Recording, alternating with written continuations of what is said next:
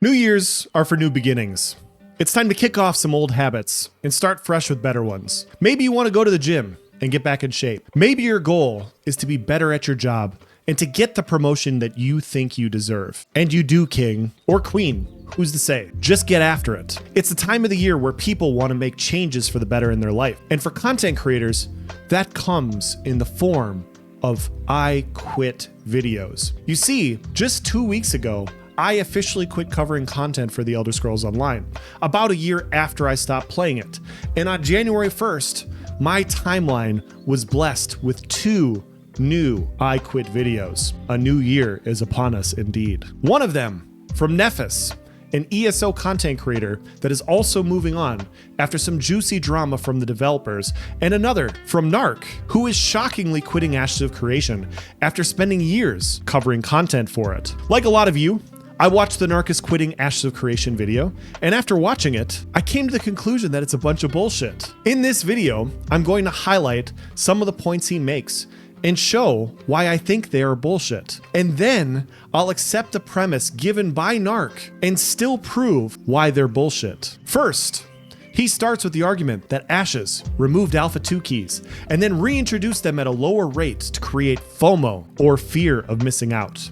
Intrepid then used this FOMO in order to capitalize and make more money on their unsuspecting clientele. A predatory tactic used by every predatory development team in history. Boo.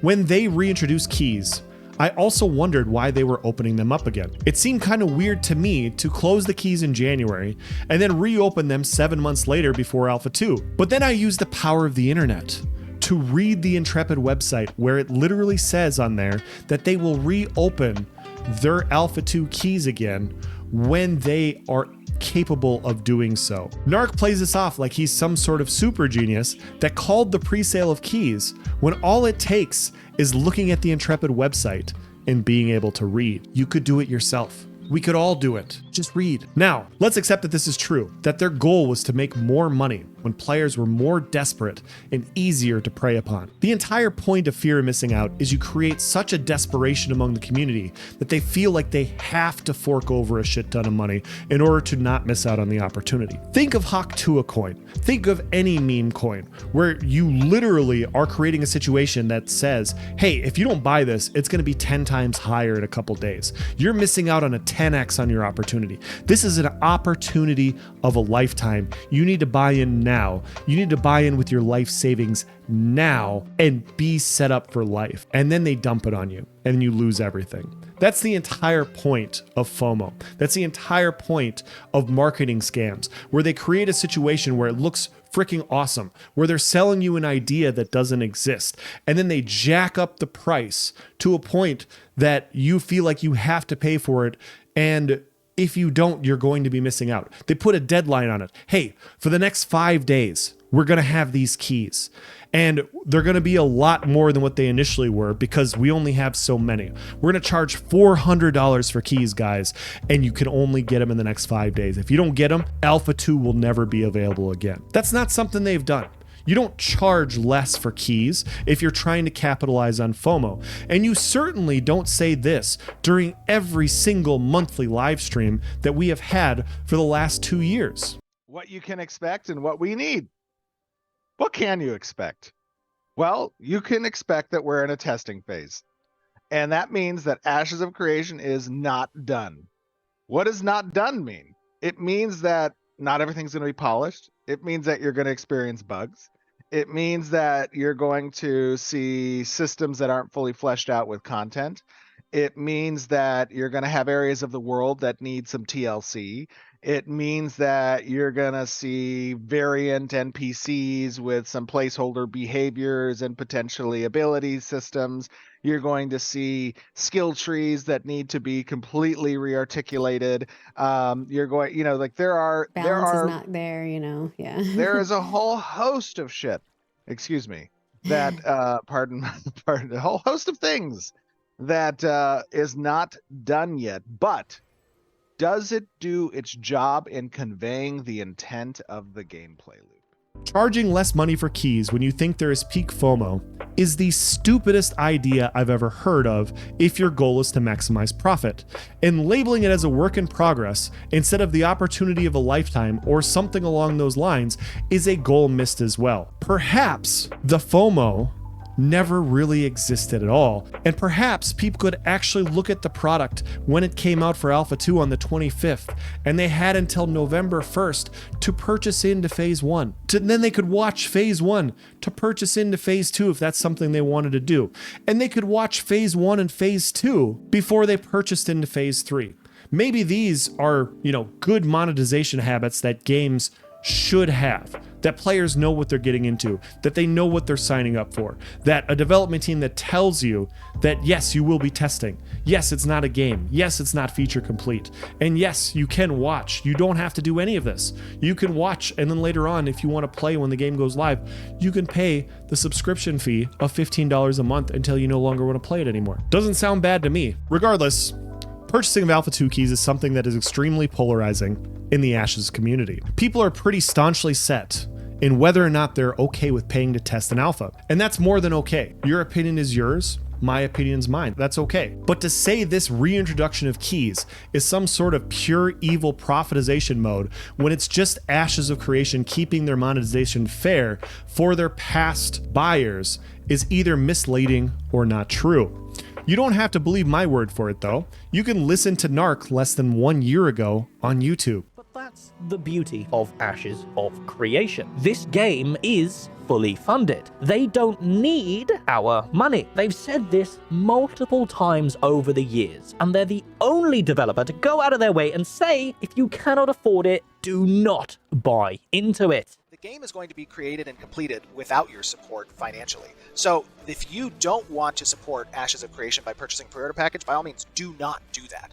Wait, because we don't have a box price. We're just a subscription model game with a microtransaction market that has no pay to win and will never have pay to win whatsoever in it. So you can wait, sit back, watch, and you can jump in later when the game is launching with just a $15 subscription. I've never heard of a scam begging audiences not to pay them, have you? But you see, the reason why the access was so highly priced is to respect the previous backers who paid during the Kickstarter process over 6 years ago, back when they were just a couple of guys not understanding the task ahead of them, trying to gauge interest with prices that probably reflected the projects around them. Like Pantheon's $1,000 access, Camelot Unchained, I think is another. Come on, guys, I don't really follow Kickstarters. The point is, this isn't Star Citizen. Although actually, Star Citizen has shown some insane progress lately. Anyway, Ashes of Creation are not selling thousands of dollars worth of genuine, powerful equipment that dominates due to their price point. Like Star Citizen's ships. This is a non-pay-to-win project that respects its players using a no-box cost, sub-fee only cosmetic monetization method. The most ethical monetization method that exists. Whether you agree or disagree with the overall price point of the Alpha 2 keys, Intrepid has stood by the fact that they want to make the prices fair relative to their initial investors. It was the case years ago, and that has not changed, even if the creator's opinion of that has allegedly changed. His second point made... This, in fact, extends to all showcases in the last 4 years, and everything shown was not real. The story arcs that showed the world dynamically changing around the Tower of Carfin and Oakenbane Keep, it was not real. The beautiful environment and weather that was shown during the seasonal and commission showcases were not real. The amazing Freehold showcase that showed the farm animals, housing, and crops were not real. And frankly, this reason has been obvious to him and others for a while now. Back in midsummer of 2024, there were a few pictures of pre-Alpha 2 that got leaked on Discord, and just about everyone saw them. I know everybody in my Discord saw them. I know the people in his Discord saw them. I'm sure that he saw them. These pictures looked really bad. And no, I will not be showing them here because I'm not trying to get banned for showing NDA information. You can probably still find them on Discord though. Regardless, these pre-Alpha 2 characters looked like something you would see in fucking GoldenEye from the early 2000s. There was no definition. There was nothing that looked like what we saw in the live streams. The world looked very bland. It looked like something that we hadn't seen before. And these pictures put the community into a depressed downward spiral, and justifiably so. As a community, we are not developers. and we do not know what it takes to put assets onto a live server for the first time. And these pictures are the initial tests they had before Alpha 2. Without knowing the development process, it looked really bad. Anyways, fast forward to Alpha 2, where the NDA lifts, and the world looks completely different. And what we have been seeing on the live streams for the last year. JamieKaos was one of the early testers, and he provides his feedback from the first tests here. The framing for my perspective of the game, because I have been in there for so long that I have a different perspective than people that are coming in to these new PTR builds or things like that. Like I was there when it was rough. So one of my first tests, we literally were just testing server performance. It was rough. It was laggy. It was buggy. One of the tests where we went to go turn on the replication graph that basically tells the server where everything is. Like if you cut down a tree, it knows that tree is down, tell that information to you in the proxy. Well, the first few times that we did it, server was really rough. We're just getting people in. And then we move into where they turn the replication graph on. After cutting down like 10 trees, we broke it. And they ended up turning it off, and they're like, okay, we're gonna have to redo this, or we're done with the test. Like you guys can just do whatever you want for a little bit. I think I ended up getting brought over to Carfin or something, and we just kind of fucked around there. But my first entry into the world of Vera was so underwhelming. I can't express to you guys the amount of wind that was ripped out of my sails when I went into the world. I'm talking to other testers. I'm like, oh my god, has it been like this? Like, what is this? Like, yeah, no, it's gonna be like. I'm like, oh my god. I was like, oh my god. So fast forward to another test, and like I'm seeing things from. So there's stuff in showcases, and I keep an eye on this, and I keep watching this because I'm like, I know that model has texture, but it's gray box in here. Why does that have gray box? I know that has texture. Next test we do, that has texture now, and like the world's a bit more advanced, and I'm like, we're on older builds. Like we are on older builds, and I'm like, so I'm starting to like, no one's saying it, they won't say it. You know, like these are older builds, and I'm talking to Annie, and she's like, yeah, these have to be like 2-3 years old. So we're going through, and I'm like, I'm kept an eye on this the whole time, every time. And sure enough, like we get to this next state where the nodes are set up, and the well has no texture on it, and I'm like, I know that has texture. And then I'm like, okay, they have a lot more done than what we're currently testing. And sure enough, we get another test. It's significantly different, almost like completely night and day. Like there's a theory right now that they're actively developing these stuff and pushing it live right now. I don't think that's the case. I think they have a lot of stuff that's done, and they are working on certain pieces, and they want us to test certain things within a certain test build. And as I started going through this and thinking about it, I'm like, okay, I need to know more about game dev. So I'm looking up, and I'm finding, yes, you have test builds, presentation builds, you have production builds. Like there's various stages that builds will go through. So a lot of stuff that we see in the showcase is that presentation build. You're trying to show what it looks like, kind of like in its best form, how it would work. It doesn't mean they're fake. It just means this is what the system works like in this specific kind of test environment. And now we're trying to put them all together and get them to all work cohesively leading into this alpha. I don't know exactly if that's what they're doing, but that's something that you can kind of take away from once you start to look up what these things are. Basically, as testers, we are testing from the ground up. Think of it like any other project, like building a house. You need to have a solid foundation before you put in a toilet, hang pictures, or that secret sex swing that you haven't told your missus about. Things in ashes, like the growing grass, the wind blowing, and other fantastic details shown in the live stream showcases that we have been seeing over the last years, are not yet ready to be on the servers because the servers aren't stable enough to support them. Hell, I can't even weapon swap right now and see my shield. There is a lot of server instability going on. You don't have to listen to me on it though. You can listen to Steven. Grass was shown that was knee high. Is this still a thing that is planned to be added? Yes, it is. Currently, that grass is disabled in certain sections of the world because there is something that's called world position offset that interacts with shadows as well as wind, and was causing some significant performance degradation. So until we have the ability and time to fix that, which is very low on our list of priorities due to its impact and frequency, we have disabled that asset. So it is something that we do intend to bring online, but it was causing some significant dips in performance for players. Now, on to some funny parts of his video. I loved seeing the game be developed from a normal person's point of view, and I take pride in the fact that I am just a normal guy looking in on this game's development. I think it gives a very relatable and unique perspective that no other content creator really has. You really think being a full-time streamer and content creator makes you more relatable than other content creators who are still working in their careers outside of YouTube and Twitch? Like, you really think people are sitting around with just stacks of fucking pizza boxes behind them, watching YouTube content for 12 plus hours a day, talking to a community, generating money by just sitting at your computer and talking shit about videos? Like, you think that's relatable to the average person? He's definitely funny and entertaining, but more relatable than other content creators? I just think he's sniffing his own farts with this one. That's all I gotta say.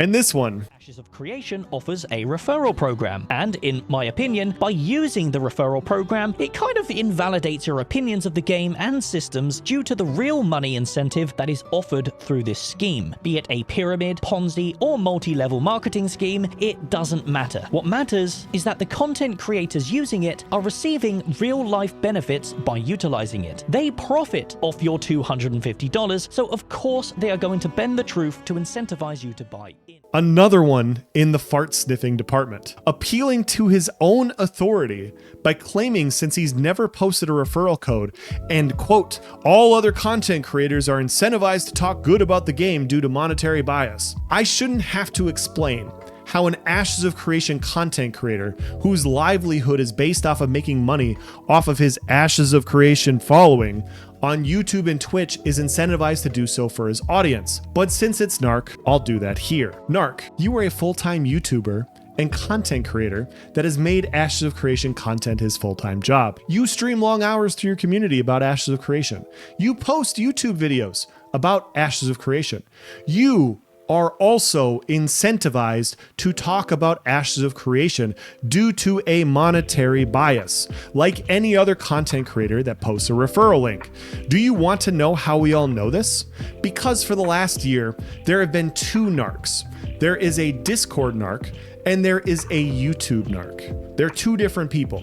Discord narc has been down on the game for a very long time. So long that I posted this on Discord back in November of 2023. 14 months before Narc officially quit, I thought he was going to quit. It was clear to me through his posts on Discord and his disinterest in making his previous animated videos that he was crashing out on Ashes of Creation. The point I'm making here, in a long and drawn out way, is that Narc's livelihood is tied to his community he has built. And he's built that community through talking about Ashes of Creation for years now. You know this, I know this, and Narc knows this.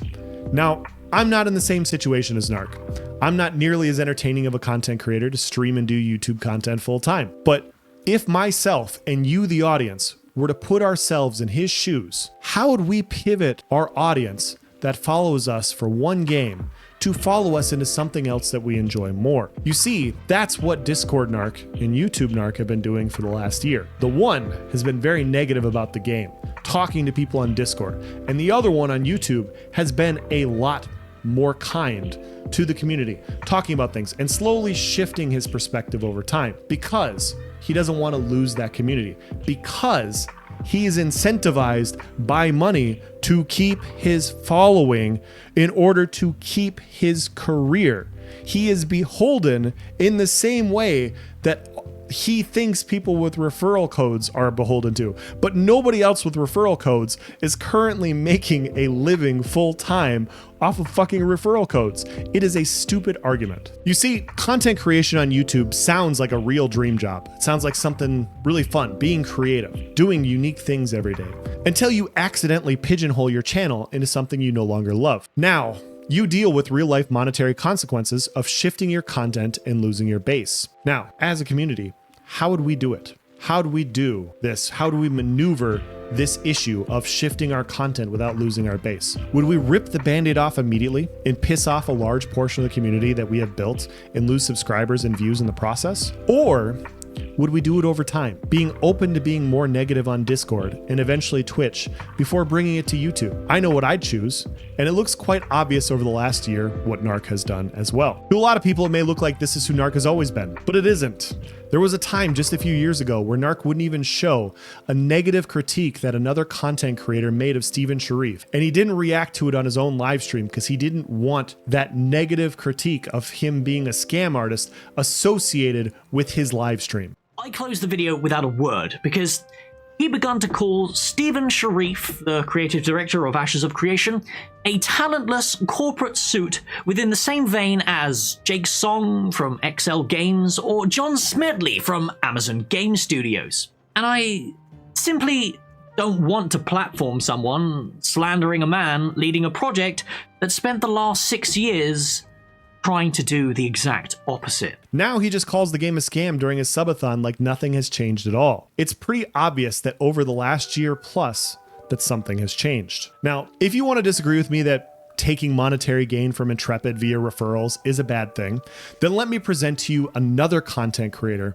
with no referrals. Myself. I'm not beholden to Intrepid, nor am I beholden to a community to pay for my mortgage.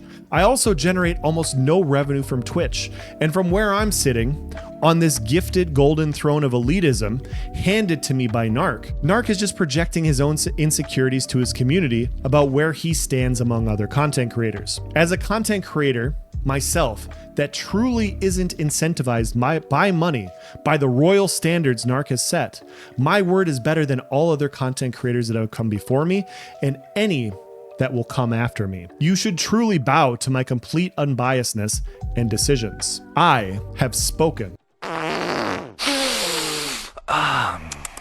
Sorry guys, I guess putting myself in his shoes turned me into a fart-sniffing narcissist. I'm better now. Anyways, it's not surprising to me in the slightest for me to see Narc belittling other content creators to better himself. This is something he has done to just about every content creator in the Ashes space that I have seen.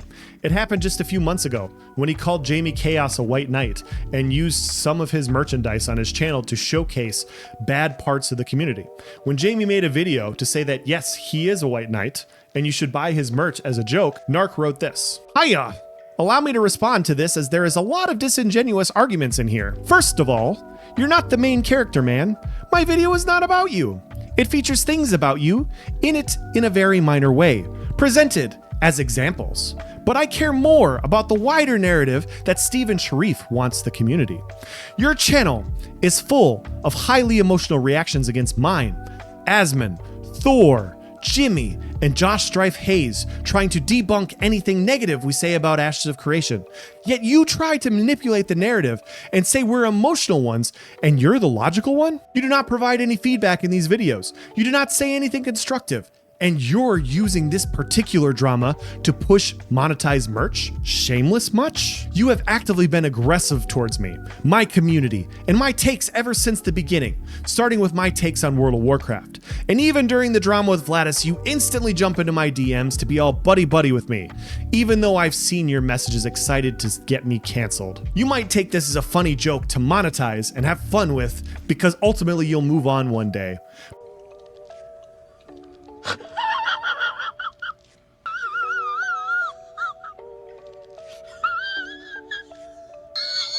But this is my full-time job, and I'm very passionate about the success of Intrepid Studios. My videos are structured in a way to have a narrative, motive, and a moral at the end of them that a very large amount of people agree with. I am not farming Doomium to getting clips from drama. I am covering the important topics within the community that spread the correct ethical messages that I believe in. I am providing feedback directly to Intrepid through an entertaining video because that's how I believe I can help Intrepid best. What is surprising to me, though, is when he says this. Lack of communication isn't just shared by me, but it's shared by everyone in my community and the majority of the other content creators, all of which straight up quit making consistent content. I can't think of another reason why content creators would make less content around December. Can you? Surely there's nothing important going on in December. It's just another normal regular month where people do not go on vacations, get sick with the flu, get over the flu, and then travel to see family and loved ones. That's for non-December months. That's silly. Everybody knows that everybody's around all the time in December. That's why there's no content going on. It's because they're sick of the game, not anything else. Idiots. It is highly amusing to me to see Narc in 2 different posts put himself over the other content creators and then use a shitty argument to say that all those content creators agree with him. He doesn't talk to them, doesn't engage with them, doesn't have conversations with them, doesn't create a community. He sticks in his own lane, which is fine. It's okay to stick in your own lane. But when you stick in your own lane and then you talk shit about everybody else and then you're like, yeah, these guys actually agree with me, and you don't actually know that, it looks really fucking stupid. Now, if we tie all this together, from my perspective, we have a content creator that hasn't enjoyed making content for Ashes for over a year now. And then 8 months later, in July, when the new keys came out, that was a deal breaker. And in pre-alpha 2, when we found out we were only really getting the Riverlands and the desert was incomplete, that was also a deal breaker. These were such deal breakers to Narc that all of a sudden he continued covering Ashes of Creation for 5 more months, continued to test in October, in November, and December to be the mayor of Winstead on Lineth, to fly around collecting things, to campaign himself for 3+ days, according to Narc. That is what he did, because in July, these things were deal breakers, guys. These things were such deal breakers back then that he had to have the most fun that he has had on an MMORPG in decades, because it was a deal breaker. It was done for him. It was over. He was having no fun doing these things. Not for the last 3 months. He wasn't having any fun. He was just playing the game, enjoying the thing, making content, doing things, talking about how good it was, because he wasn't having any fun. Because in July, it was fucking over, guys. That's how it is. And just fucking deal with it, all right? Obviously, that's sarcasm. Sure, the desert and the monetary practices could be an issue, but they're not the issue this far removed from them. Something more recent has had to have happened. Think about every time you have quit something, right? It's always a cascading version of events, right? It's always a few things where you're annoyed with, and then something happens where you just snap and it's done. And you're just like, okay, this is my choice. I am now done because of this. He didn't share that. He shared stuff from 5 months ago. He shared stuff that I don't agree with from 5 months ago. I think something else happened.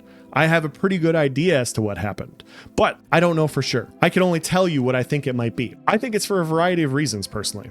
I think it's obvious that Narc is a tremendously talented YouTuber and content creator. So much so that is able to create a full-time job doing so on a game with very minimal content. Let's be honest, guys. It's pretty fucking impressive that he got ad revenue over a live stream that showed different shades of darkness for the night cycle in Ashes of Creation. That requires a lot of creative flexing that most content creators cannot do.